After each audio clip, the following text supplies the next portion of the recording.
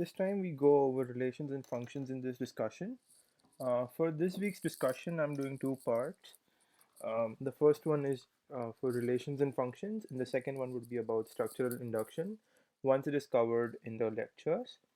Um, so we'll start with the normal definition of a function. So function is a special kind of a binary relation where a function from set A to B is denoted as f A to B is a relation that associates each element x that belongs to A with exactly one element y that belongs to B. That unique y is called the value of the function on the argument x. So this is the definition of a function, and something to note here is that every element in A will have exactly one element in B, and the unique y is called the value of the function and the argument x, right? So every element in the first set needs to have exactly one um, image or one element in the second set for the relation to be a function. So not all relations are functions, but all functions are relations, right? So function is defined as f of a to b, right? So now it's a function, so it has an input and an output, right? So the argument and the value.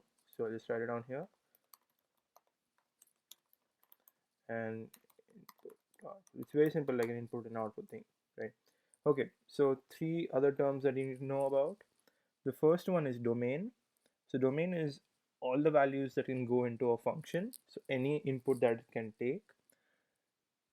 Codomain is what may possibly come out of a function, and range is what actually comes out of a function. So domain is everything possible that can go into a function, right? Codomain is whatever can come out of the function, so it could be all the values. So for all the inputs in the domain, what are the possible codomains, right?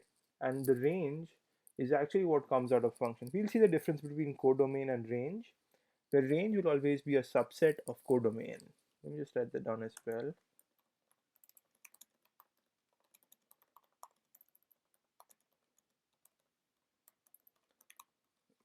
Right? And a function f from x to y is a rule that assigns every element x of set x to a function y, to a unique y, right? All right. So three things: domain, codomain, and range. Domain is whatever can go in, codomain is whatever can come out, and range is what actually comes out. Another way to call a function is called mapping of a to b, and so function f of a to b.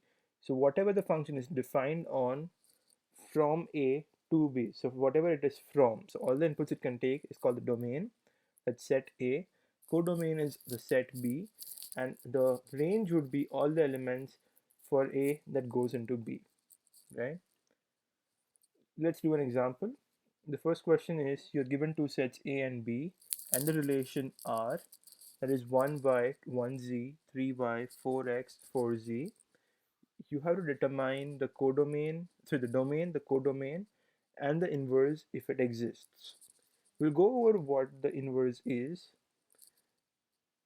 of a function is, but like for now we're just looking at the inverse of a relation. Make sure you figure this out, that it is only about the inverse of a relation, right? So the domain is what it is defined on. So the function is defined from a to b. I'll write that down right here. The relation is defined from a to b, so the domain is 1 2 3 and 4. The codomain is x y z, and the range here would be,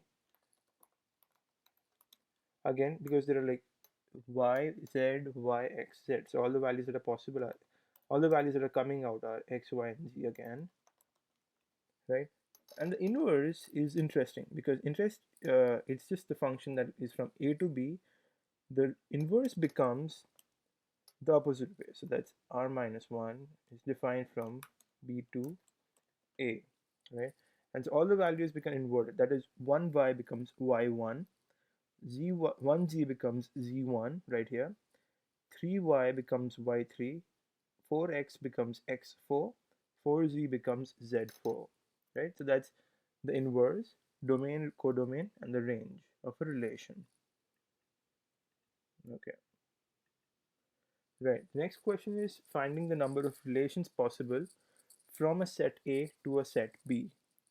So there is two sets A and B, and you're supposed to find the number of relations possible, right? So the two sets given are A is A, B, C, and B is 1, 2, and you're supposed to find the relations, number of relations possible, right? To think about this, a relation is a subset of the Cartesian products of the sets, right? What is a Cartesian product? So Cartesian product is definition is a operation between two sets that has all the possible um, elements that could be there, right? So the number of relations possible is all the subsets from the in the Cartesian product, right? So that's just the number of subsets possible from the Cartesian product, and the number of Cartesian product. So the number of elements in the Cartesian product, we all know that that is number of elements in a Cartesian product is the number of elements or the cardinality of the first set times number of elements in the second set, right? So here we know that the first set is 3, the cardinality of A is 3, cardinality of B is 1 and 2, so that's 2. So it's going to be 2 raised to 6 relations possible between A and B, right? So just to have a pictorial description, just think about it as 3 elements are A, B, and C, and the 2 elements that we have are 1 and 2. So what are the possible relations possible? So none of them get connected. Otherwise, A gets to 1, that's it. Then B gets to 1, and C gets to 1. A gets to 2, B gets to 2, C gets to 2. Just the only relation, like just one element relations. Then we have two element relations, and it can go on till all of them are connected to all of that. A is connected to 1 and 2, B is connected to 1 and 2, and C is connected to 1 and 2, right? So that is all the possible relations possible, and hence that's 2 raised to 6. Okay, next.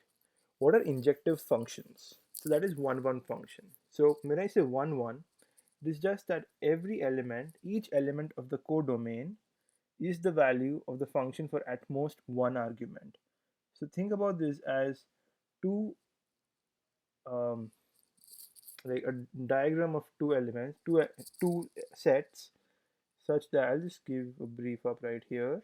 Let's go over the definition of injective functions once again. So that is each element of the codomain. So the codomain is set B is the value of the function for at most one argument.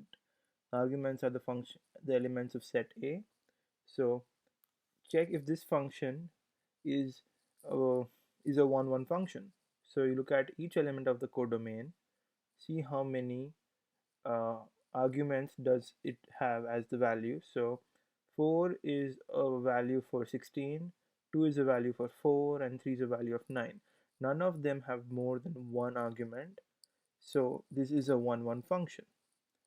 Is this function a 1, 1 function? No, because 4 is the value for two arguments, or is the image for two elements in set A, minus 2 and 2, and hence it is not a 1, 1 function, right? So a 1, 1 function is a function that has, so for each element in the codomain, there is just, it is the value of function for at most one argument. Another interesting way to look at it is that if you can draw the graph of a function, you just draw a line. Now if you draw a line, it should touch at most one point. If it touches at 2 points, it is not a 1, 1 function, right? So look at the graph of y is equal to x. You draw any line, let's have drawn 3 lines. This is y is equal to 4, y is equal to 3, y is equal to 2. So you draw a horizontal line. It's called the horizontal line test, right? So you draw this line, it touches at 3 points and just at 1 point. So every line touches this, intersects with y is equal to x at exactly 1 point. So this is a 1, 1 function. But look at the graph of y is equal to x square. So when you draw the line here, it touches at 2 points, right? Everywhere, because it's a parabola, it's going to touch at 2 points, and hence this is not a 1, 1 function. Because when you put the value of minus 2, you get the value of 4. You put the value of 2 here, you get the value of 4. So for minus 2 and 2, both of them have the value of the function as 4, and hence it is, so a value has more than two arguments that it is mapped out to, right? So it's not a one function. Surjective functions, they're also called onto functions. So every element of the codomain, is the value of the function for some argument in the domain. So all of them are a part of one form of a mapping, right? So here you see that every element in B is an image of some element in A. Well, if you look at this one element is not a part of a mapping from the first set, right? So this is not an onto function. Well, the first function is an onto function, right? So one and onto functions. Bijective functions are the functions which are one and onto both, or they're both injective and surjective. That is, a to b is a function if and only for every element y that belongs to b, that is the second set. So in the codomain there is one and only one element in the first set that maps out to the element. So it's a one-on-one mapping, and for every um, element of the codomain there is a mapping. Okay, so those are called bijective functions. So if a function is a bijective function, then an inverse of the function exists, otherwise it does not exist. So an inverse of a function is possible only and only if a function is injective and surjective, right? So it's one and onto. Let's look at the function fx here. Is it 1 1? Yes, it is 1 1 because every element is every element in the codomain is mapped to one element from um, at most one element from the domain. And here this is f inverse x. Also, you have to check for onto. So every element of the codomain is a part of a mapping. So that's onto. So it's 1 and onto. Now f inverse x is right here. So you switch the elements from 1. You can go to b, 2 to a, 3 to c. That's exactly the mapping here. So that's the inverse of a function. Interesting question up here is, if you're given fx as 3x plus 2, how do you find an f inverse x, right? So you put the value of y is equal to 3x plus 2. You get the value as 3x is y minus 2. You get x as y minus 2 divided by 3. Switch the variable y to x and x to f inverse, f inverse x, right? So you have the value f inverse x is equal to x minus 2 by 3, and the domain of the f inverse x would be z, right? A very simple question is, if you can fx as x, what is the inverse of the function? That's going to be f inverse x is equal to x, and the domain is the same. Okay, composition of functions. This is an interesting thing. So if you're given two functions, you want to find the um, the composition of them. So when I write g of fx, that is written as g of f of x. So you put in the value of x in f, you get the value, you put that value into g of x to find g of f of x. If I write f of g of x is written as f of g of x. So you put in the value x in g, you get the output, and you put it in f. So you get f of g of x, right? So an interesting thing to note here is that g of f of x would exist only if the domain of G, that is the domain of G, is a superset of f. So all the values that come out of f of x should be handled by the domain of g of x. Only then can g of x be said to exist, right? Because for a function, every element in the domain needs to have a unique image in the codomain, right? So this is a big condition for the composition of a function to exist. Now look at the question that we have right here. Fx is x squared and gx is x plus 1. Let's find out g of f of x. That can be written as g of f of x, which is g of x squared, right? Which is further written down as x squared plus 1, right? Perfect. What is f of g of x?